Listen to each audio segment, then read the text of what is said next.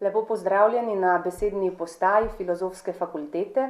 Danes se bomo pogovarjali o monografiji Sociolingvistično iskrenje, ki je izšla pri znanstveni založbi Filozofske fakultete in ki smo jo uredili Maja Bitenc, Marko Stabej in Andrej Kažejen. Danes sva tukaj z Markom Stabejem, ki je redni profesor na oddelku za slovenistiko Ljubljanske filozofske fakultete in tudi predstojnik Centra za slovenščino kot drugi in tuji jezik. In z Majo Bitenc, ki je postdoktorska raziskovalka na oddelku za slovenistiko Filozofske fakultete. To monografijo z področja sociolingvistike smo zasnovali na pobudo rednega profesorja dr. Vojka Gorjanca za počastitev 90. obletnice rojstva zaslužne profesorice dr. Brede Pogorelec in z željo, da izsledki nekaterih tehtnejših raziskav, ki so nastale pod mentorstvom profesoričinih učenk in učencev ter njihovih kolegic in kolegic, ne bi ostale v teh nalogah, diplomskih in doktorskih, v okviru katerih so bile opravljene, ampak bi bile dostopne tudi širše. Že od prvega srečanja, ko smo se o ideji intenzivneje pogovarjali, v kavarni Filozofske fakultete nas je spremljala slika Irene Podobnik z naslovom Žerjavica idej in to ime slike je dalo tudi ime monografiji. Z Žerjavice idej smo preko iskric sociolingvistike prišli do Markovega predloga Sociolingvistično iskrenje. Mogoče, Marko, nekaj besed o profesorici Bredi Pogorelec? Ja, profesorica Breda Pogorelec je imela obletnico 90. obletnico rojstva leta 2018. Ja. Kar pač govori tudi po svoje, da tak podvig tako različne stvari zbrati v knjigi ni najbolj enostavno početje, ampak je nekako uspelo in priporočamo branje za to. Pravzaprav vse, kar je v zvezi s profesorico Bredo Pogorelec, zaslužno profesorico Univerze v Ljubljani, ni nič enostavno, ampak je vse pravzaprav kompleksno, saj je bila to oseba, ki je nenehno iskala, bi rekel, nove poti pri raziskovanju, ne samo slovenskega jezika, ampak tudi, bi rekel, prepletenosti jezika in družbe. In mogoče je ta plat celo bila, kaj ne rečem, najbolj napredno izpostavljena bi rekel, v njenem času razmislek o tem, kako sta jezik in družba prepletena, niti slučajno še ni bila v pozornosti pretežnega dela jezikoslovja. In od tod pravzaprav tudi odločitev, da bi za to počastitev zbrali dela z tega področja. Namreč profesorica se je ukvarjala tudi z najrazličnejšimi drugimi jezikoslovnimi vprašanji, od najosnovnejših slovničnih vprašanj do vprašanj stilistike, zgodovine knjižnega jezika in podobno. Vedno v zavedanju, da so stvari med seboj tako rekoč neločljivo povezane in da se jih da omejevati samo zaradi metodoloških razlogov, da pa je jezik in v bistvu življenje zmeraj nekaj celovitega. Zdaj, jaz sem prepričan, da bi bila ona vesela te knjige, hkrati je pa, bi rekel, zgodba v tej knjigi, kot bova še nekaj besed povedala, najbrž tudi Maja neposredno po temle mojem zaključku, da je sociolingvistično raziskovanje v solo izvedbi, to se pravi posameznikovo raziskovanje, je mogoče še težavnejše kot raziskovanje kakšnih drugih jezikovnih področij, ker se zmeraj srečujemo zelo kompleksno realnostjo.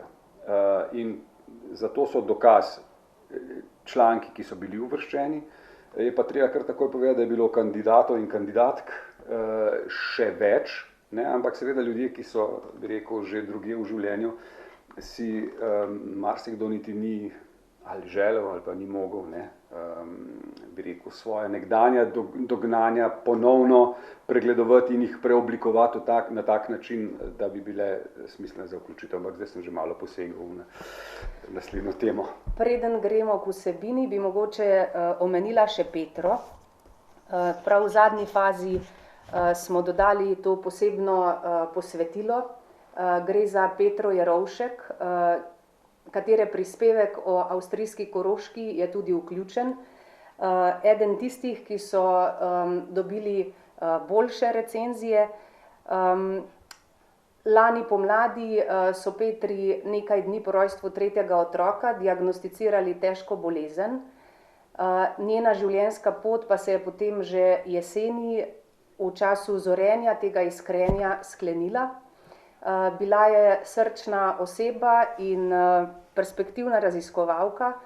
Za svoje diplomsko delo, na podlagi katerega je tudi vključen prispevek, je prejela 2 nagradi, sedaj pa ostaja z nami na nov, drugačen način.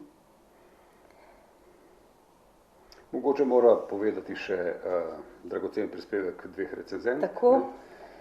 Prva je tudi zaslužna profesorica na Filozofski fakulteti Univerze v Ljubljani, doktorica Albina Nečak-Lük, pa bi morda kar prebrala drugega od 2 odstavkov, ki sta tudi na platnici monografije. Posebna vrednost monografije je, da ponuja pester nabor razprav o ta čas v slovenskih razmerah aktualnih sociolingvističnih vidikih. Poleg klasičnih študij o prosti variaciji in zvrstnostjo povezanih vprašanj, problematike jezikovnega stika, jezikovne politike in jezikovnih stališč, odpira tudi pobude za širjenje slovenščine v novih funkcijah in novih medijih, kot sta slovenski znakovni jezik in slovenska e-knjiga.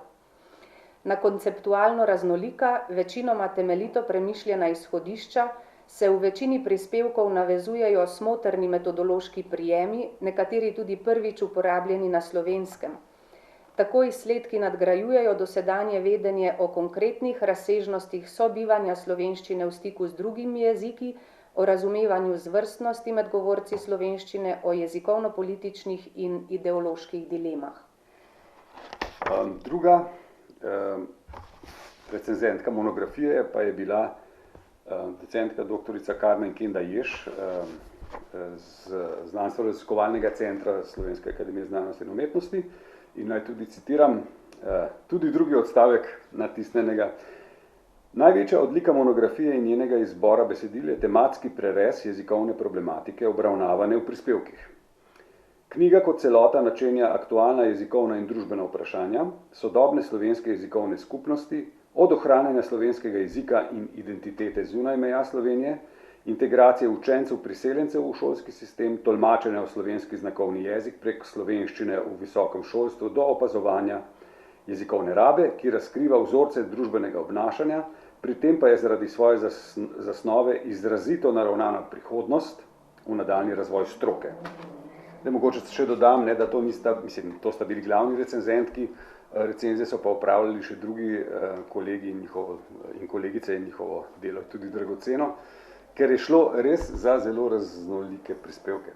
Ja, tako kot sociolingvistika je sama na sebi zelo raznolika, zelo dinamična, zelo empirična, zelo interdisciplinarna veda in tako se tudi prispevki razlikujejo po metodologijah, po poglobljenosti in širini obravnave pač glede na okvir, v katerem so nastali. Časovno smo se nekako zamejili na raziskave nastale v zadnjem desetletju.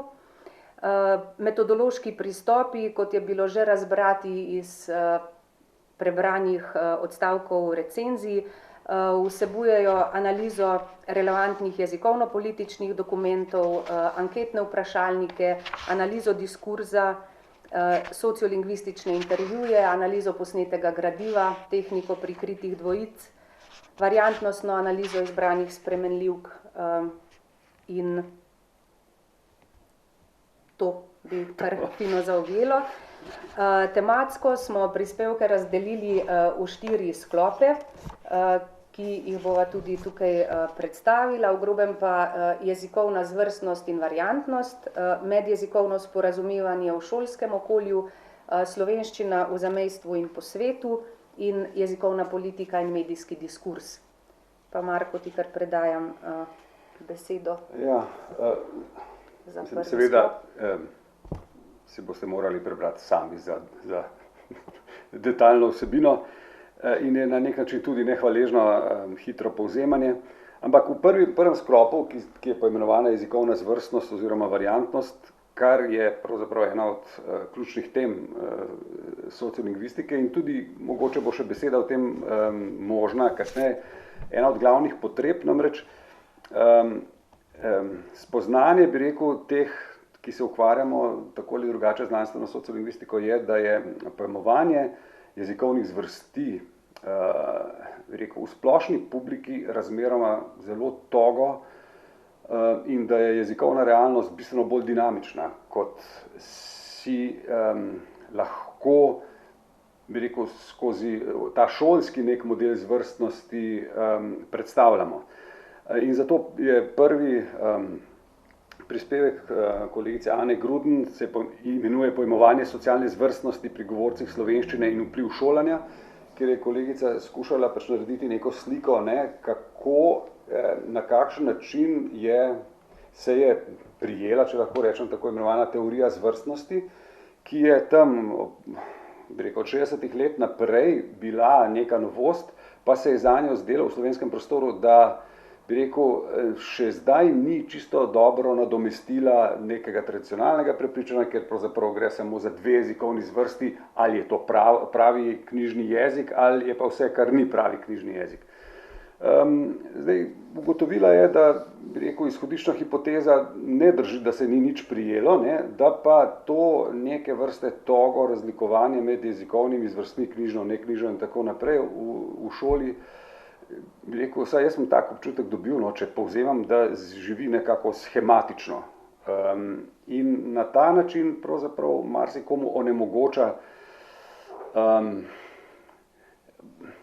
povzroča to določene probleme s to statičnostjo. Zdaj ne vem, ti, ki je dopolnila, ne. Dopolnila pa boš najbrž pri drugem članku, ki je tvoj, s poimenovanjem med realnostjo in samo oceno jezikovne rabe. To je pravzaprav en del tvoje raziskave, kjer si izpostavila podatke iz samo ocena jezikovne rabe skozi intervjuje pravzaprav, z govorci, ki si jih snemala tudi za pravzaprav v okviru neke širše raziskave. In mogoče najbolj, da ti poveš kakšen stavek o tem, ali ne? Z veseljem prepustim, da vidim tvoje branje.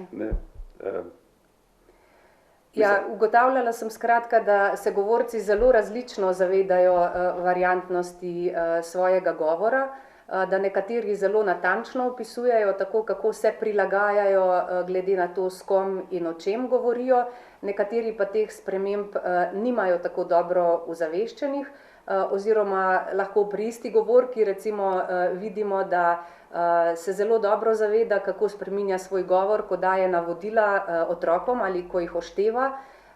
Trdi pa, da se recimo v pogovoru sodelavci, ko se pogovarjajo o vsakdanjih stvarih, popolnoma nič ne prilagaja. Na posnetkih resničnih pogovorov, ki jih je posnela samo s snemanjem, pa so opazne narečne variante pač idrijskega govora, ker je govorka od tam.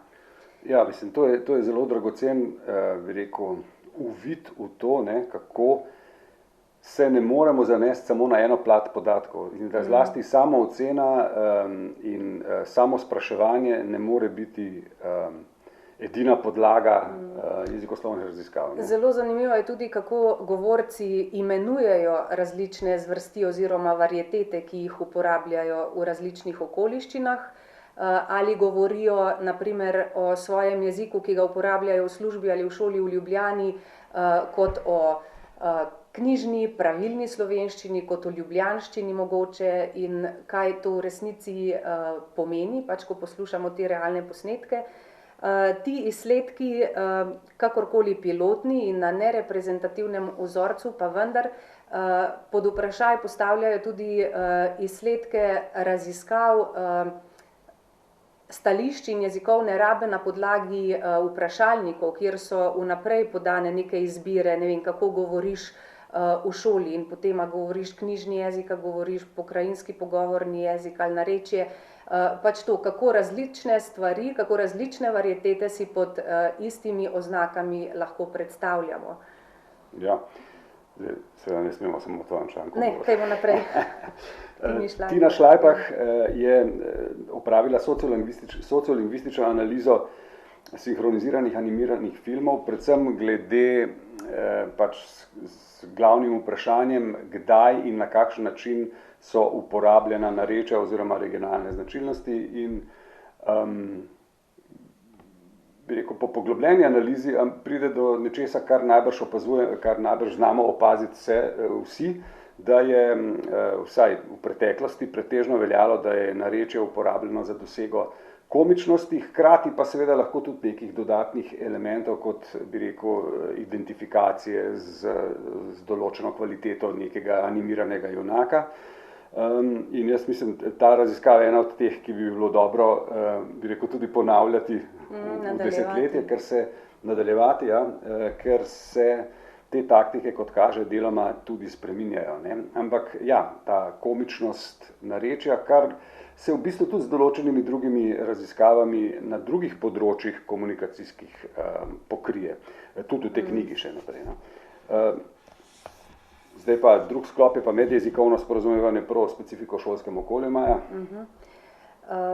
Drugo področje, drugi sklop, vsebuje 3 prispevke 3 doktoric, Mihaele Knez, Alenke Morel in prve gluhe doktorice znanosti v Sloveniji, Marjetke Kulovec. Prva 2 prispevka se nanašata na učence priseljence v slovenskem izobraževalnem sistemu. Vsako leto se v slovenske šole na novo vključi več kot 2000 učencev in dijakov, ki so stališča znanja slovenščine v večini začetniki. Se pravi, so postavljeni v izredno zahtevno sociolingvistično situacijo. Mihaela Knez je proučevala v letih 2008 do 2015 jezikovno zmožnost, mislim, da 114 učencev, priseljencev v 2. in 3. vzgojno-izobraževalnem obdobju. Njena raziskava je potrdila domnevo, analizirala je njihovo jezikovno zmožnost pri pisanju, govorjenju in poslušanju in potrdila domnevo, da dodatna strokovna pomoč, ki so jo bili v tistem času deležni, praviloma v obliki samo 1 ali 2 šolskih ur dodatnega pouka slovenščine na teden, in to največ 2 leti, ne zadostuje, ne opolnomoči učencev in dijakov do te mere, da bi lahko aktivno sodelovali pri pouku. Predlagala je določene spremembe, tudi na podlagi te raziskave je dejansko prišlo do zakonodajnih novosti v letih 2018 in 2019, tako da je sedaj omogočenih več teh ur, bolj intenzivna oblika učenja ob vstopu v šolo. Predvidena je tudi sistematizacija posebnega učitelja za poučevanje slovenščine kot drugega jezika in pa pri gimnazijcih tudi tako redno spremljanje z jezikovnimi testi, kako usvajajo slovenščino in kako že lahko ali ne morejo pač slediti sami. Seveda je ta proces vedno individualen in avtorica raziskovalka, ki se s tem tudi sama ukvarja, poudarja, da je potrebno upoštevati zmožnosti in napredek vsakega posameznega učenca oziroma dijaka. Alenka Morel se je problematike lotila z drugega, bolj mogoče kvalitativnega vidika. Meni, da se tej komunikaciji učencev in dijakov priseljencev posveča premalo pozornosti in kot posebej problematično izpostavlja prakso tako imenovanega otroškega tolmačenja. Otroci, ki so že v razredu in so govorci jezika novega priseljenca, so pogosto primorani tolmačiti za tega novega učenca, s čimer so postavljeni v zelo zahteven položaj. Poleg tega so učenci priseljenci sami pogosto zelo hitro tolmači med svojo družino in strokovnimi delavci v šoli, ker so iz družine pogosto tisti, ki se jezika prvi oziroma najbolje priučijo. In tukaj je spet lahko čustveno prezahtevno zanje, v smislu besednjaka, nekih formalnosti zahtevno, da pač ne zmorejo in lahko pride do tega konflikta interesov tudi, kjer pogovor teče o njih in lahko sami selektivno tudi tolmačijo. Recimo na roditeljskih sestankih. Roditeljskih ali pa govorilnih urah, ko učitelj pripoveduje, kako nečesa ni naredil, pa lahko to on recimo zamolči ali prilagodi. Kot problematično prakso izpostavlja Alenka Morel tudi reševanje, seveda v navednicah, ker ni reševanje težav z izogibanjem stikov, ker gre preprosto za tako zahtevne in kompleksne situacije, da se jim tako starši kot učenci raje izognejo. Predlaga seveda vključitev tolmačev v to komunikacijo, predvsem v začetnih fazah. Marjetka Kulovec pa piše o tolmačenju v slovenski znakovni jezik. Njena doktorska raziskava je bila o tem.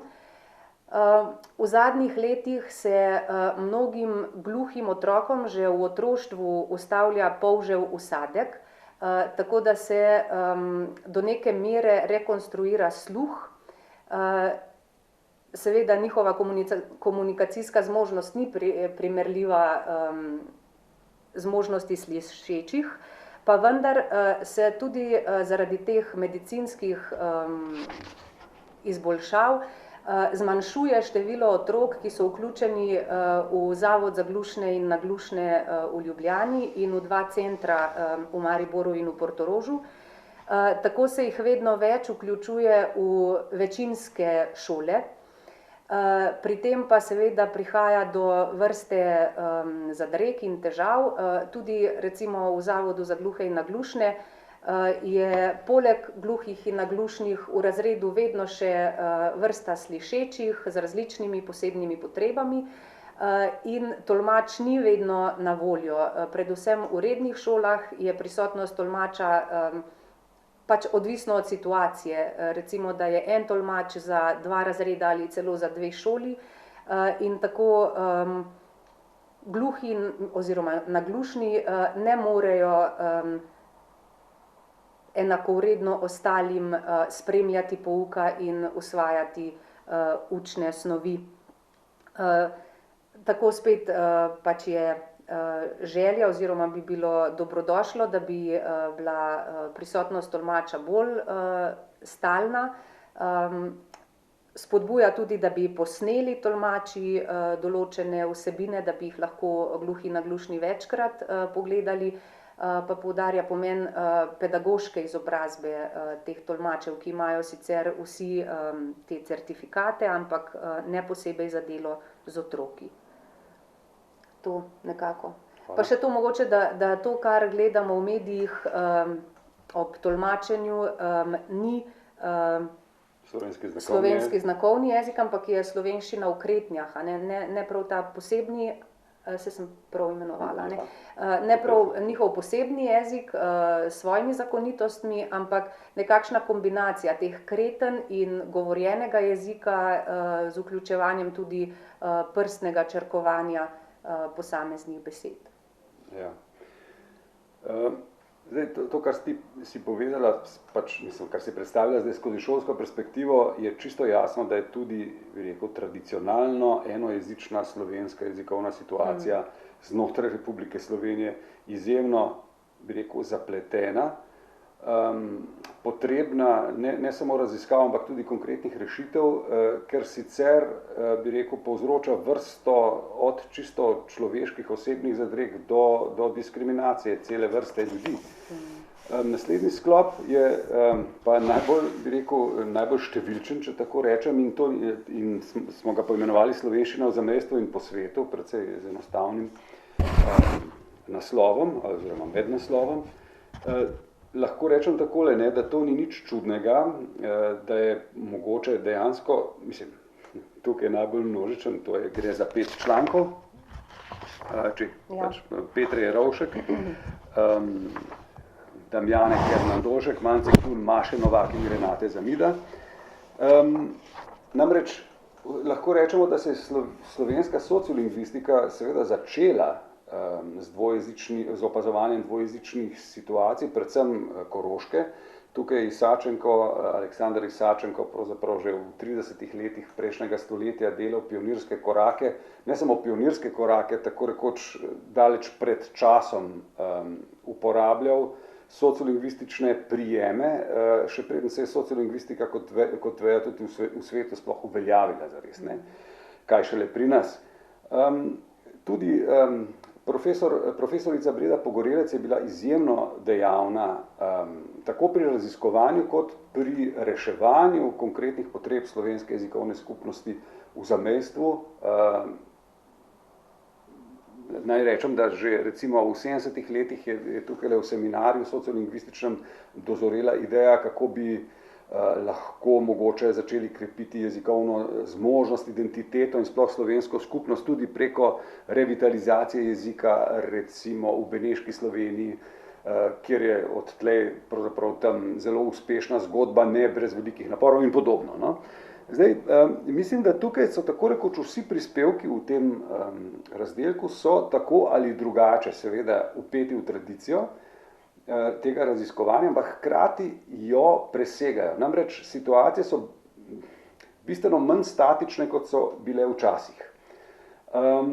Stvari se razmeroma hitro lahko spreminjajo in vmes, recimo, ne, če pogledamo v zadnjih 30 letih, ne, od slovenske državnosti, ki je, bi rekel, prispevala zelo veliko, zelo enostavni stvari, da je slovenski jezik na mednarodnem trgu pri njegovih govorcih in nasploh dobil kar naenkrat večjo, bi rekel, težjo, večjo ceno. Ne, upravičeno ali neupravičeno, ampak to se je zgodilo do, seveda, ne vem, vključitve v Evropsko unijo, odprtih meja, mislim, izven okvira covida in tako naprej. Vse to situacijo, bi rekel, temeljito spreminja in lahko rečem tako nasplošno malo, ne, na bolje. Stališča vitalnosti slovenske skupnosti, seveda se pa ta slovenska skupnost in njen obseg, njen način bivanja se zelo spreminja. Kaj sploh lahko štejemo? In tukaj Petra Jerovšek, stališča dijakov do slovenskih in nemških jezikovnih zvrsti na avstrijskem Koroškem, je naredila raziskavo z aplikacijo, tako, mislim, s neko tehniko prikritih dvojic. To si ti specialistka za to. In tudi, bi rekel, na podlagi tvojih preliminarnih raziskav je kolegica to naredila. Zdaj ni časa, da bi razlagali to metodo, ampak v bistvu gre za to, da govorci oziroma tisti, ki poslušajo več posnetkov, več različnih jezikovnih zvrsti, v bistvu istih govorcev pripisujejo, zdaj se ne izrekajo o jeziku, ampak se izrekajo o osebi, ki to govori.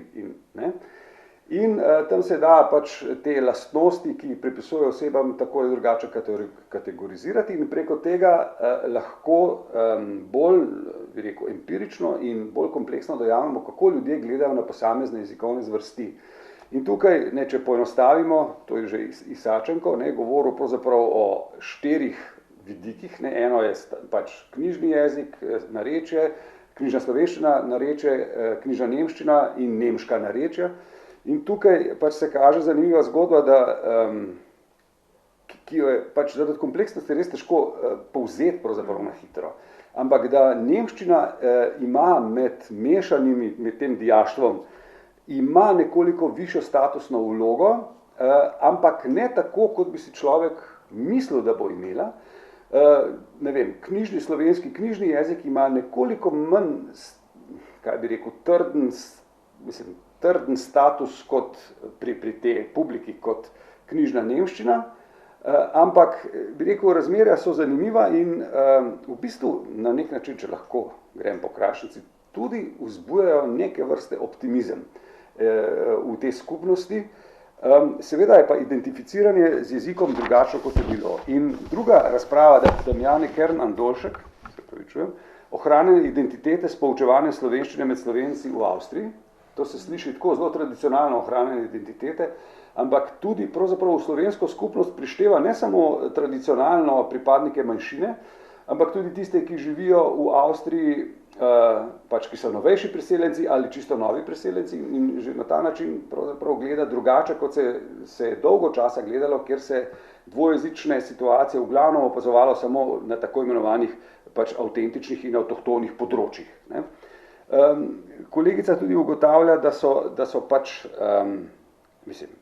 da so procesi tega, kako slovenščina ohranjaš identitete, zelo različni in da se bi rekel, ta pojav, da se v avstrijskih šolah dvojezičnih šolajo ali s slovenskim učnim jezikom, šolajo tudi učenci iz Slovenije, da pač povzroča spremembe, ki pravzaprav utrjujejo, če tako rečem, status slovenščine, ne. Hkrati je pa ta identiteta in identificiranje neposredno samo z jezikom, bi rekel, ni več tako premočrtno, kot je včasih bilo.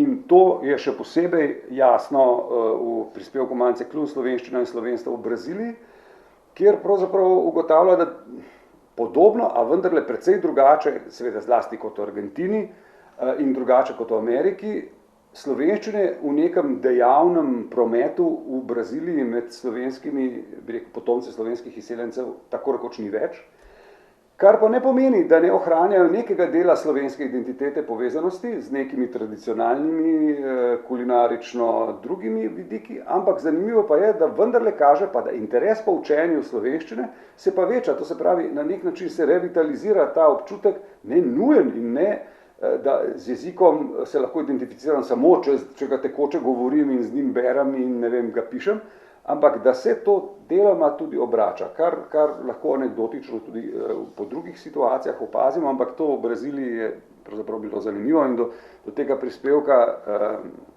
bi rekel, manj znano. Kolegica Maša Novak je avtorica članka Vzorci preklapljanja v dvojezičnem pogovoru, kjer bi rekel, smiselno povzame po eni strani teorijo kodnega preklapljanja, to se pravi, če rečem, preklapljanje med jeziki znotraj, bi rekel, istega govornega dogodka.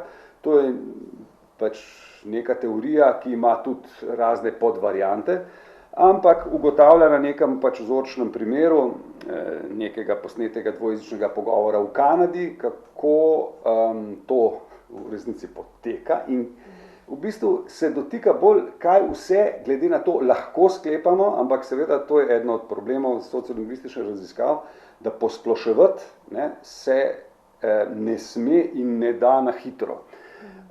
In marsikdaj je stvar dejansko, in to nek pogovor, kjer več govorcev med seboj, med samim govorjenjem preklaplja iz enega jezika v drugega in tako naprej, vidiš, kako težko je zagotovo pripisati vzroke in iskati in jih pripet zaradi tega najbrž ne vem. To je splet okoliščin od tega, kako se želiš prilagajati sogovorcu, od tega, ali se želiš prilagoditi ali ne, koliko, kakšno zmožnost imaš, ali se zavedaš, da imaš in podobno. Skratka, članek, ki pravzaprav na nek način sistematično se te dileme razkrije. In zadnji e-knjiga v slovenščini kot priložnost za ohranjanje vitalnosti slovenskega jezika zunaj meja Slovenije je pač, bi rekel, nek zanimiv prispevek, kjer na primeru te e-knjige kot možnosti lahko to vzamemo pač zdaj kot dragoceno spoznanje, ne, da se tudi na ta način lahko slovenski jezikovni prostor širi, kar pravzaprav slutimo vse že preko interneta in podobnega. In je zato tudi prispodoba za to, kako nek tradicionalna predstava prostora jezikovnega, kjer pač je vse v tem jeziku, da kdorkoli pa iz tega jezikovnega prostora gre, je treba zanj posebno skrbeti, ne vem, na način opremljena knjižnic in tako naprej. Skratka, to, kar bi rekel nasploh, je vprašanje e-branja, ki je marsikdaj pravzaprav, kaj ne rečem, marsikdo ga ima za manj vrednega, kar samo po sebi, ne, tako na nek način smo rezervirani, čeprav vsi to tako ali drugače počnemo, čeprav je e-knjiga nekaj drugega, kot seveda branje zaslonov. Ampak skratka, raziskovalka tukaj vidi možnosti in jih tudi predstavlja, na kakšen način bi lahko, bi rekel, že na podlagi obstoječih jezikovno-političnih dokumentov to bolj podprli in na ta način domneva, da bi se lahko okrepila slovenska jezikovna skupnost v novih razmerah po svetu. Pika. In še zadnji sklop, najkrajši, samo z 2 prispevkoma, raznovrstnima, o jezikovni politiki, je pisala doktorica Marija Sotnikova-Štravs, in sicer s poudarkom na jezikovni politiki v visokem šolstvu, primerjalno v Sloveniji, na Poljskem in v Ukrajini. Analizira zgodovinski razvoj, zelo raznolike sociolingvistične okoliščine, ugotavlja, da predvsem izstopa poljski primer z dolgo tradicijo državnosti in drugačnim razvojem, medtem ko imata Ukrajina in Slovenija več skupnih točk, že glede zgodovinskega poteka, glede razmerja med jezikom, narodom in državo. In tudi v teh 2 državah je posebej izrazita ta ideologija jezikovne ogroženosti in poudarjanja potrebnosti zaščite jezika. Na področju visokega šolstva je v vseh 3 državah nacionalna jezikovna politična zakonodaja precej eksplicitna, stroga, pravi avtorica, predpisuje obvezno rabo uradnega oziroma državnega jezika in dopušča določene izjeme. Strateški cilji univerz, ki jih je analizirala, pa kažejo tudi na usmerjenost v internacionalizacijo na različne načine, v različni meri. Doktorica Darja Fišer in Zoran Fijavž pa v zadnjem prispevku pišeta o citatnosti in reprezentaciji v spletnem medijskem diskurzu. Analizirala sta vire citatov v slovenskem medijskem diskurzu leta 2015, ko je bilo povečano število beguncev, in sicer na spletnem portalu RTV Slovenije. Izbrala sta citate in jim pripisala vire, potem pa organizirala to tipologijo. Ugotovila sta, da je velika večina citatov političnih predstavnikov, nekaj tudi predstavnikov nevladnih organizacij, stroke, policije, zelo majhen del, mislim, da 3% od nekaj manj kot 800 citatov, pa je navedb beguncev samih. Vse so bile samo v enem članku, ki je nastal v sodelovanju z neko nevladno organizacijo. Avtorja ugotavljata, da to vrstno citiranje nekako utrjuje to podobo beguncev kot neke varnostne grožnje. Po drugi strani se sprašujeta za razloge, da so navedeni v tako maloštevilnih citatih, morda zato, ker je pač osnovna novinarska praksa, da citirajo neke dostopne, verodostojne vire, se pravi politične predstavnike, ki so kredibilni, že uveljavljeni, in se sprašujete tudi, kako je z dejansko možnostjo bilo dostopa do beguncev in intervjuvanja, recimo spraševanja. S tem se zaokroža ta monografija. Naj poveva mogoče še to, da je prosto dostopna na spletni strani Filozofske fakultete, znanstvene založbe v celoti in posamezni prispevki. Pa da si želimo, da bi te iskrice spodbudile. To se mogoče... Ja. Tukaj skozi ta metafora je malo nevarna, ne? Ker sociolingvistični požar, pa si vedno želi požara, ampak nek ogenj, ki bi rekel, razsvetljeval... Vsekakor nove raziskave. Ja. Včeraj smo se na sociolingvističnem posvetu pogovarjali o nadaljnih sociolingvističnih izzivih in prednostnih raziskovalnih tematikah. Govorili so zanimivi gostje in gostje. Strinjali smo se, da bi se bilo dobro o aktualnih tematikah še pogovarjati, tako da načrtujemo nadaljne pogovore, sociolingvistični krožek morda. Ja, s poznanjem skratka, da sta jezik in družba res zelo prepletena in da je kakršnokoli obravnavanje jezika izven tega konteksta je seveda lahko znanstveno relevantno in zanimivo, ampak ne zato, da bi pojasnevalo družbene stvari ali reševalo pač dejansko čisto konkretna vprašanja glede take ali drugačne jezikovne ureditve, bodisi v šolstvu, bodisi ne vem, pri komunikaciji, mislim, pri opravljanju in izpolnjevanju državljanskih dolžnosti in, in pravic. Ne, vse to so vprašanja, ki so v našem okolju razmeroma precej zanemarjena. In tudi politično odločanje o jeziku je marsikdaj, če lahko rečem, horukarsko na prvo žogo.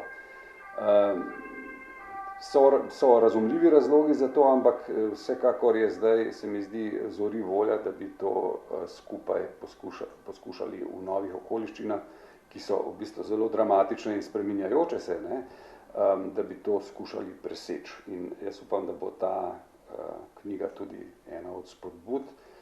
In zato priporočamo pač v branje, ker bi rekel, jaz mislim, da je daleč od tega, kar se lahko zgodi pri jezikoslovnem čtivu, da je za nejezikoslovce razmeroma pusto ali celo nedostopno. To lahko, bi rekel, te članke lahko prebere vsak, ki ga te stvari zanimajo, in mu bo ostalo malo, bi rekel, prikritega tudi, če ni šolan v to smer. Se je pa izkazalo, da se sociolingvističnega raziskovanja učimo in da je sorazmerno zahtevno, glede na to, koliko različnih dejavnikov je potrebno upoštevati pri vsakokrat specifični, konkretni situaciji.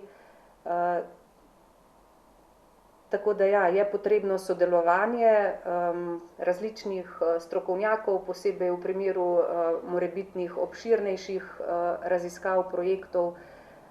Včeraj nekako so se tako risale smernice,